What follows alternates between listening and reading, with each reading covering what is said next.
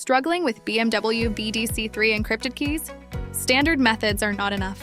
In this video, we break down the ICP copy process and show how to handle BDC3 chips properly using ACDP and ACDP2. Use ACDP to copy the BMW BDC3 key encrypted chip in ICP. To use this new feature, please upgrade your ACDP software version 2. The ACDP PC software must be upgraded to version 1.0.64 or higher.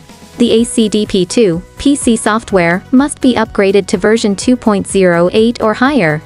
The Android app must be upgraded to version 3.0.141 or higher. The iOS app must be upgraded to version 3.64 or higher to perform the operation. Disassemble the BDC3 key as shown in the figure.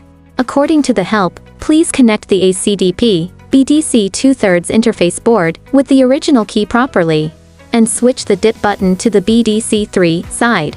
Open ACDP app. Confirm in top right that a CDP programmer is bound. Click BMW. Click FEMBDC. Click IMMO mileage. Click BDC02, BDC03, BCP, LCD key, encrypted chip, ICP copy key. Click BDC03 key, square main chip. Click read or read key data. Click OK. Click OK. Verify the original key info and take a screenshot to backup. Click OK. Note the backup file's path, date, time, VAN, and key ID. The file name must end up with the bin extension. Click OK. Read original key data finish. Click OK. According to the new key type, select the corresponding menu to proceed with writing. This video takes the new BDC3 key as an example. Replace the original car key with another BDC3 key. Click to write BDC3 key. Click OK. Important note, do not connect the original car key, as this may erase its data and cause key damage. Click OK. Verify the new key information. Click OK.